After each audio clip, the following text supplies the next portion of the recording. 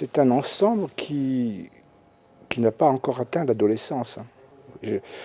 J'avais souvent dit à Pierre qu'au fond, les premiers 4 ans, c'est un peu un brouillon.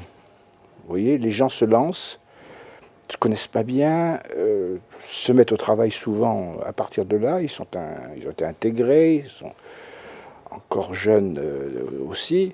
Donc c'est le lancement un peu, c'est la mise en place du système. Et la deuxième période de 4 ans qui commence sera celle où on assoit les choses. Et la dernière période, parce qu'en général, moi je vois ça sur 12 ans, 10 ans, 12 ans, la troisième période sera celle, je ne dis pas des cassures ou des choses, mais du tremplin où on partira vers d'autres directions et où on fera le ménage en même temps sur ce qui doit disparaître. La psychiatrie est la discipline la plus complexe, et de loin, non pas de la médecine, mais de toutes les sciences. Et le cerveau, qui va avec, est plus que l'ensemble constitué le plus complexe de l'univers. Et on ne sait pratiquement rien de cela. On sait peu de choses sur la psychiatrie, qui est une discipline extrêmement instable. On passe d'un DSM à un autre DSM, etc. Et ça remue chaque fois. Et le cerveau, où les données s'accumulent et s'accumulent, mais où on ne voit pas non plus très bien comment tout cela s'organise. On a des idées, on a des hypothèses, etc., mais c'est extrêmement complexe. Et mettre ensemble la psychiatrie qui est si complexe avec le cerveau qui est si complexe, parce que c'est ça l'âme de Synapsie. L'âme de Synapsie, c'est quand même d'avoir un pari sur ce qui n'était peut-être pas évident il y a encore 30 ans, 40 ans, sur la possibilité d'avoir des perspectives physiopathologiques, d'apporter à la psychiatrie des perspectives physiopathologiques. C'est vrai, me semble-t-il, qu'on envisage cette période qui arrive, je ne dis pas comme une période de crise quant aux neurosciences, mais une période d'évaluation, de réévaluation des neurosciences. C'est-à-dire qu'on le voit, on le sent. C'est-à-dire que beaucoup d'éditoriaux, beaucoup de collègues écrivent maintenant, dans les congrès, on en parle de plus en plus, on se dit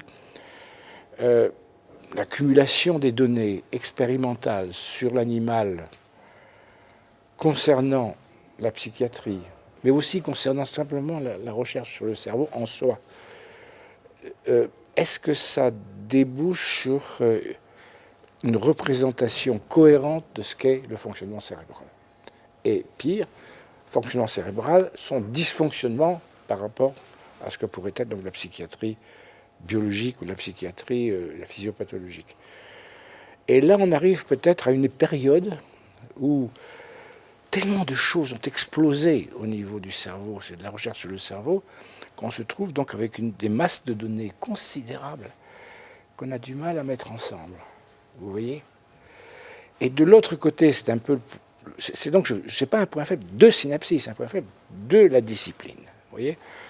Et en même temps, c'est vrai, comme je le disais tout à l'heure, que cette instabilité même de la psychiatrie, n'est-ce pas, fait que je prends souvent l'image d'un épidémiologiste dans le domaine de la psychiatrie qui aurait commencé son étude avec le DSM-3. Il y aurait le DSM-4 et le DSM-5 maintenant, et il ne trouverait plus les mêmes ensembles sur lesquels il travaillait il y a 25 ans, par exemple, ou 30 ans. Oui, donc cette sans arrêt, ce qui fait que la recherche clinique en psychiatrie n'est pas encore à l'âge de la maturité, n'est-ce pas? Et de l'autre côté, les neurosciences, ça accumule les données, font des modèles, s'enrichissent, parce que c'est une discipline d'une boulimie incroyable quant aux technologies. Ça absorbe toutes les technologies qu'on puisse imaginer. Et les laboratoires et les chercheurs deviennent des grands techniciens, des ingénieurs, etc., produisent, etc. Mais l'ensemble de tout cela n'apparaît pas. C'est difficile de donner des conseils parce que ces gens sont tellement matures qu'ils savent très bien ce qui va, ce qui ne va pas. Mais l'originalité et la puissance même du projet tient recèle en même temps sa difficulté et comment dirais-je, le grain de sable qui pourrait exister. C'est que je crois que les deux cultures, les psychiatres et les neuroscientifiques, devraient mieux se comprendre. Et je crois même que je puis dire, après ce que j'ai entendu, vu, et la discussion que j'ai eue, que les psychiatres semblent plus proches des scientifiques fondamentalistes que les scientifiques fondamentalistes le sont des psychiatres. C'est-à-dire, je suis un peu frappé par le fait que les chercheurs expérimentalistes, donc fondamentalistes, n'ont pas une appétence très grande pour aborder la culture psychiatrique, pour savoir en fait, non pas ce qu'est une souris soi-disant modélisée, soi-disant schizophrène ou autiste, est-ce que c'est vraiment qu'un autiste ou un schizophrène.